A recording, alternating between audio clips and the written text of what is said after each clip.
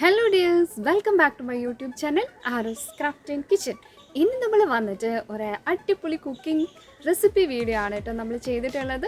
Pudding റെസിപ്പിയാണ്. 2 layer pudding ആണ്. Milk പുഡിങ്ങും pineapple പുഡിങ്ങും കൂടെയുള്ള 2 ലെയർ പുഡിംഗ് ആണ്. നല്ല ടേസ്റ്റി ആയിട്ടുള്ള പുഡിംഗ് ആണ്. പുഡിംഗ് ഇഷ്ടമുള്ളവരൊക്കെ വായ നമുക്ക് പെട്ടെന്ന് തന്നെ വീഡിയോയിലേക്ക് പോവാം.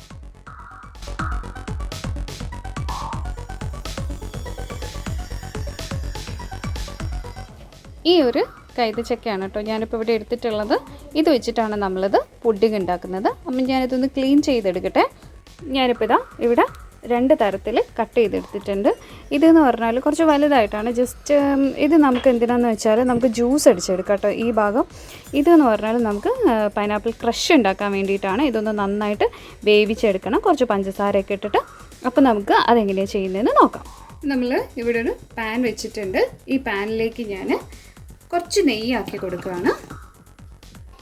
ഇതിപ്പോൾ നന്നായി ചൂടായി വന്നിട്ടുണ്ട്. ഞാനിതിലേക്ക് നമ്മൾ നേരത്തെ റെഡിയാക്കി വെച്ചിട്ടുള്ള ചെറിയ പീസില്ലേ കൈതച്ചക്കയുടെ അതിട്ട് കൊടുക്കുകയാണേ. നമ്മൾ വീട്ടിൽ തന്നെ ഉണ്ടായിട്ടുള്ള കൈതച്ചക്ക ആയതുകൊണ്ട് നല്ല സ്വാദുണ്ടായിരുന്നു കേട്ടോ. അപ്പോൾ നിങ്ങൾ വീട്ടിൽ തന്നെ ഉള്ളതാണെങ്കിൽ മാക്സിമം അങ്ങനെ എടുക്കാൻ ശ്രമിക്കാം. അല്ലെങ്കിൽ നിങ്ങൾ പുറത്തുനിന്ന് വാങ്ങിച്ചിട്ടാണെങ്കിലും ഉണ്ടാക്കാം. അപ്പോൾ മധുരം വേണ്ടിയിട്ട് കുറച്ചൊരു പഞ്ചസാര ഇട്ട് കൊടുത്തിട്ടുണ്ട്. ഇതൊന്ന് നന്നായിട്ട് റെഡി ആയി വരട്ടെ. കുറച്ച് സമയം എടുക്കും കേട്ടോ അതെന്തായാലും ഒന്ന് റെഡി ആയി വരാൻ വേണ്ടിയിട്ട്.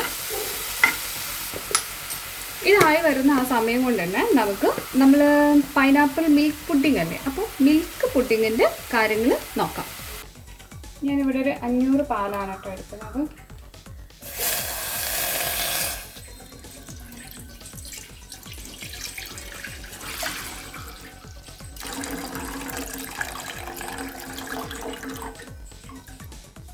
പാലിലേക്ക് 2 ടേബിൾ സ്പൂൺ പഞ്ചസാര ഇട്ട് കൊടുക്കുന്നുണ്ട്. എന്നിട്ട് നന്നായിട്ടൊന്ന് ഇളക്കി കൊടുക്കാം. ഇതൊന്ന് നന്നായി തിളച്ച് വരട്ടെ. ഇത് നമ്മൾ നേരത്തെ മാറ്റി വെച്ചിട്ടുള്ള പൈനാപ്പിൾ ക്രഷ് ഇപ്പം കറക്റ്റായിട്ട് വെന്തിട്ടുണ്ട്, റെഡി ആയി വന്നിട്ടുണ്ട്. ഇനി നമുക്കിതൊരു വേറെ പാത്രത്തിലേക്ക് മാറ്റി വയ്ക്കാം കേട്ടോ. ഇപ്പം ഞാനിത് വേറൊരു പാത്രത്തിലേക്ക് ആക്കി വെച്ചിട്ടുണ്ട്. നമുക്കിതൊന്ന് ജസ്റ്റ് ഫ്രിഡ്ജിൽ വെച്ചൊന്ന് തണുപ്പിച്ചെടുക്കാം കേട്ടോ. നമ്മൾ പാലിത് നന്നായിട്ട് തിളച്ച് പൊന്തി വരുന്നുണ്ട് കേട്ടോ. നന്നായിട്ട് തന്നെ ഇളക്കി കൊടുക്കാം. നിങ്ങൾക്ക് ആവശ്യത്തിനുള്ള മധുരം ഉണ്ടോ എന്നൊക്കെ ഈ സമയത്ത് നമുക്ക് നോക്കാം കേട്ടോ.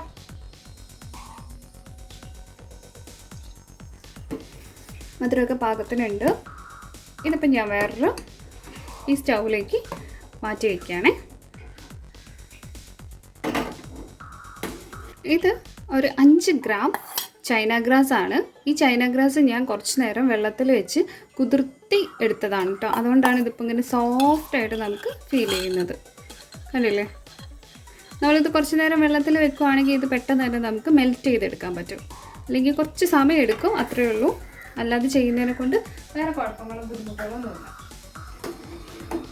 പാലൊന്ന് കുറച്ചുകൂടെ ഒന്ന് കുറുകിക്കോട്ടെ. നമുക്കപ്പോഴേക്ക് ഇതൊന്ന് റെഡിയാക്കി എടുക്കാം. നമ്മൾ ഈ മിൽക്ക് പുഡിങ്ങിന് വേണ്ടിയിട്ടുള്ള ചൈന ഗ്രാസ് ഇപ്പോൾ എടുത്തിട്ടുള്ളൂ കേട്ടോ. ഇതൊന്ന് മെൽറ്റായി വരട്ടെ. അപ്പോൾ നമ്മൾ ചൈന ഗ്രാസ് നന്നായിട്ട് മെൽറ്റായി വന്നിട്ടുണ്ട്. ഇതിപ്പോൾ നോക്കിക്കാൻ വെള്ളം പോലെ ആയില്ലേ. തീരെ കട്ടകളൊന്നും ഉണ്ടാവരുത് കേട്ടോ. ഇത്രയും നല്ല വെള്ളം പോലെ ആവുന്ന സമയത്താണ് നമുക്കിത് എടുത്തിട്ട് നമ്മളിപ്പോൾ ഒരു 500 പാല് പഞ്ചസാര ഇട്ട് തിളപ്പിച്ച് വെച്ചില്ലേ അതിലേക്ക് ചേർത്ത് കൊടുക്കേണ്ടത്. നിങ്ങളുടെ കയ്യിലിപ്പോൾ വാനില എസൻസോ അങ്ങനെ എന്തെങ്കിലും ഉണ്ടെങ്കിൽ നിങ്ങൾക്കിതിപ്പോൾ ചേർത്ത് കൊടുക്കാം കേട്ടോ. ചൈന ഗ്രാസിലല്ല, പാലിൽ ചേർത്ത് കൊടുത്താൽ മതി. എന്നിട്ട് നമ്മളിപ്പോൾ ചൈന ഗ്രാസ് അതിലേക്ക് ഇട്ട് മിക്സ് ചെയ്താക്കാം. അപ്പം ഇതിപ്പോൾ ഇതിൻ്റെ കൺസിസ്റ്റൻസി കറക്റ്റായി വന്നിട്ടുണ്ട്. ഇതിൽ ലംസൊന്നും ഇല്ല, തീരെ കട്ടകളായിട്ടൊന്നും ഇല്ലല്ലോ. ഇനി നമുക്കിത് ഞാനിത് ഫ്ലെയിം ഓഫ് ചെയ്യാണ്. പാലിലേക്ക് നമുക്കിത് ഒഴിച്ചു കൊടുക്കാം.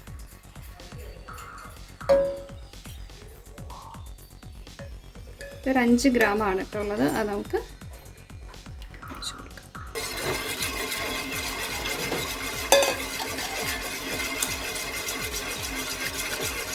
നന്നായിട്ട് മിക്സ് ചെയ്ത് കൊടുക്കണം കേട്ടോ.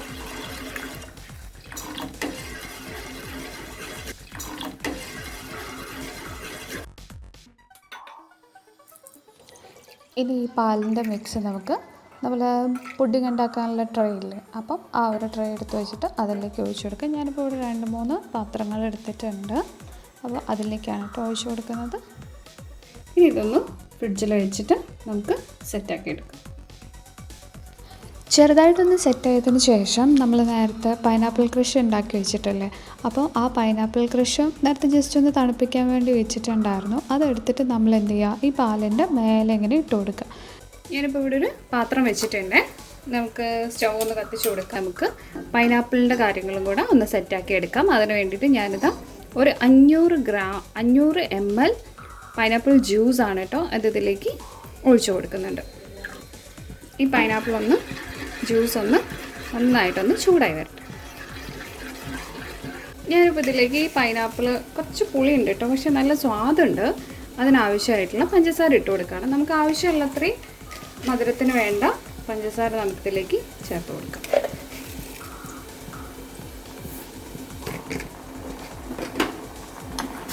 എന്നിട്ട് നന്നായിട്ടൊന്ന് ഇളക്കി മിക്സ് ചെയ്ത് കൊടുക്കാം.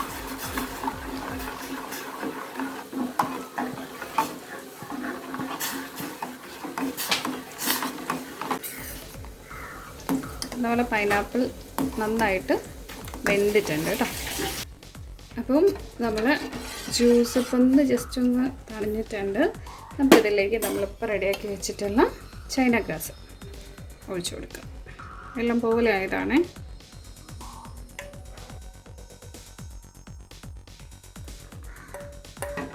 അതിനുശേഷം ഇതൊന്ന് നന്നായിട്ട് മിക്സ് ചെയ്ത് കൊടുക്കാം.